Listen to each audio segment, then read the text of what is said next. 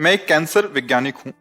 मैंने 5 वर्ष अमेरिका में भी कैंसर पर शोध किया है, किंतु एक बार कैंसर हो जाए और वो एक जगह से दूसरी जगह फैल जाए तो उसका कोई इलाज नहीं। किंतु आपने बोला कि महापुरुषों की कृपा से वो भी ठीक हो सकता है। आपने दातुन करने वाले और संत के कुल्ले करने का उदाहरण दिया। महाराज जी, विज्ञान और अध्यात्म में मैं कैसे समझूं महाराज? क्योंकि जैसे प्रारब्ध भोग है तो पूर्व पाप से आया है, उन्होंने अपने तप का ट्रांसफर कर दिया और उसको प्रारब्ध भोग को अपने ऊपर ले लिया, खत्म हो गया। अब ये सामर्थ्य तो अध्यात्म में है, विज्ञान में तो है नहीं ना। हाँ, जैसे आप अज्ञान से युक्त होकर के विषयों में विचरण कर रहे हैं और संत ने कृपा दृष्टि से देख लिया और संकल्प किया इस जीव का उद्धार हो जाए, तो आपकी चेतना में परिवर्तन आने लगेगा। आपको साधु संग अच्छा लगने लगेगा, भगवान का नाम अच्छा लगने लगेगा, दूसरों की भलाई करना अच्छा लगने, पाप से घृणा होने लगेगी। ये स्वयं से नहीं हुआ, ये संत कृपा से हुआ। कृपा से कुछ भी हो सकता है। आप अपनी संपत्ति का ट्रांसफर कर सकते हैं ना, किसी को कर सकते हैं ना। तो भजन रूपी संपत्ति का ट्रांसफर जब किसी के ऊपर कर दिया जाता है तो उसके पाप को अपने में ले लिया जाता है। ये संकल्प शक्ति महात्माओं में होती है। देखो, विज्ञान हमारे शास्त्रों से निकला कोई अलग नहीं है, बिल्कुल समझ लेना। जो जिन मिसाइलों को, जैसे हमारे आग्नेयास्त्र, उन्हीं से बनाया गया है। वारुणास्त्र, विविध प्रकार के अस्त्रों का, विविध प्रकार के जो मारक क्षमता वाले हैं, वो पहले से हैं। कुछ मंत्र के द्वारा होते थे, कुछ उसकी प्रवीणता के द्वारा होते थे, आज विज्ञान के द्वारा उसका होते हैं। जो बारूद काम कर रहे वही मंत्र काम करते थे। साधारण कुश उठाया, मंत्र के द्वारा संकल्प साधा, प्रांत का प्रांत भस्म कर दिया। तो अलौकिक शक्ति और लौकिक शक्ति, तो लौकिक अलौकिक से ही आती है। तो विज्ञान शास्त्र से ही आया है। कोई भी ऐसा ज्ञान नहीं है जो हमारे शास्त्रों में न हो। शास्त्रों तक हमारी पहुंच होनी चाहिए।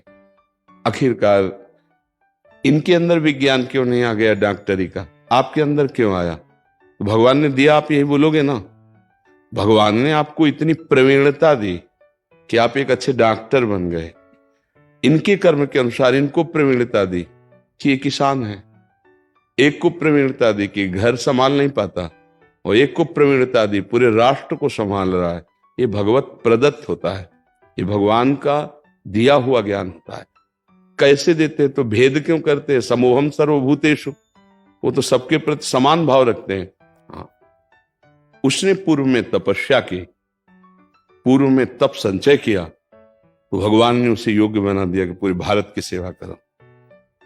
उसने अपने पापों का संचय किया तो भगवान ने दिखा दिया कि देखो, तुम्हारे पाप का परिणाम है कि तुम अपने आप को भी नहीं संभाल सकते हो, खुद डिप्रेशन में पहुंच रहे हो। ये आध्यात्मिक को जब आप समझेंगे तो कोई आश्चर्य नहीं है, कोई आश्चर्य नहीं है। आपकी परम गति आप करना चाहें तो बहुत जन्म लग सकते हैं।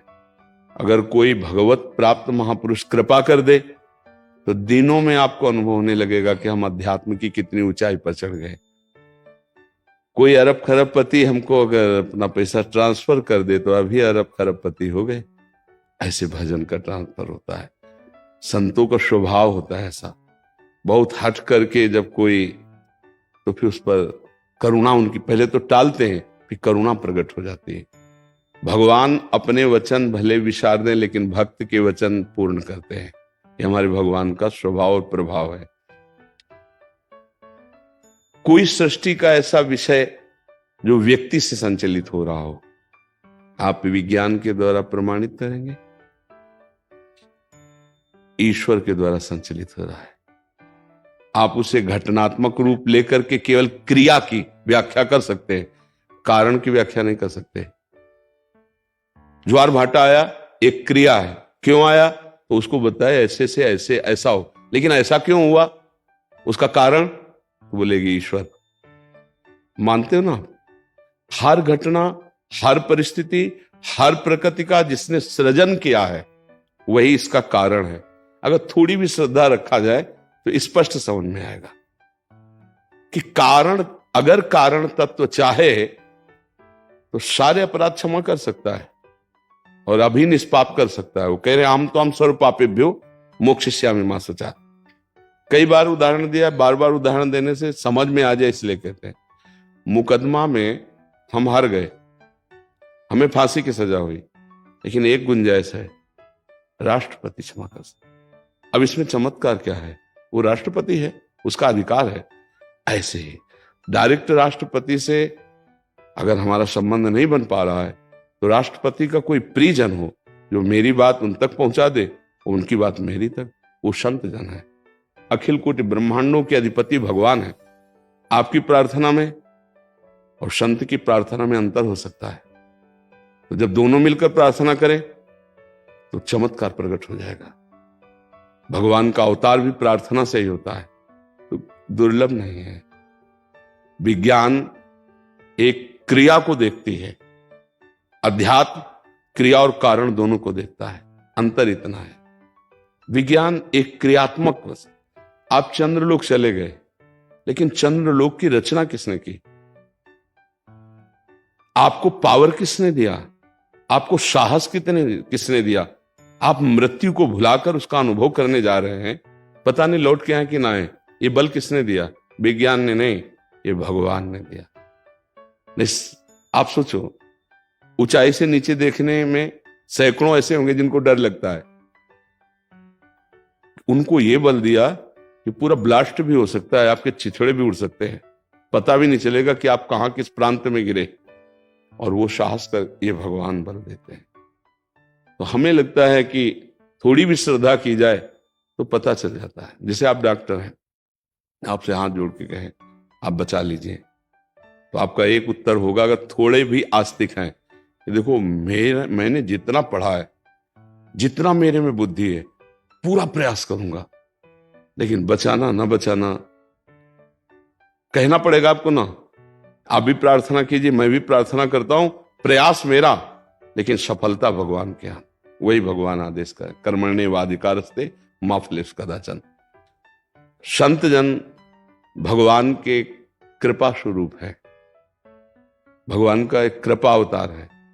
जो वास्तविक भगवान में लगे हुए हैं, उनका हृदय अनंत माताओं जैसा दुलार युक्त होता है। हर प्राणी को ऐसे प्यार करते हैं जैसे हमारा ही प्रियजन हो। अब बार बार कोई दुखड़ा रोए, पहले तो ऐसे रहते हैं, बार बार दुखड़ा रोए तो फिर वो भगवान से प्रार्थना करते हैं, प्रभु आप इसके अपराधों को क्षमा करके पावन कर दो। यदि आपके सिद्धांत में ऐसा कि क्षमा नहीं करना है, तो आप इसकी जगह मुझे दंड दे दो और इसको निर्विकार। भला प्रभु ऐसा करने में क्यों संकोच करेंगे? हमारे सिद्धांत का भी पालन हो रहा है और आपकी कृपा से मैं उसे सह लूंगा, इसको ठीक कर दो।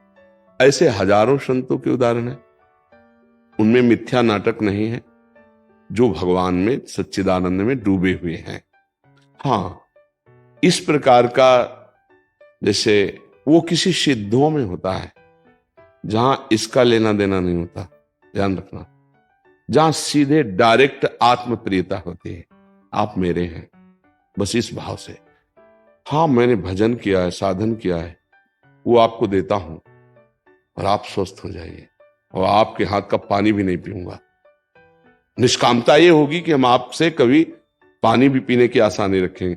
ऐसा हमने अध्यात्म में सिद्धांत पाया है, ऐसा नहीं पाया है।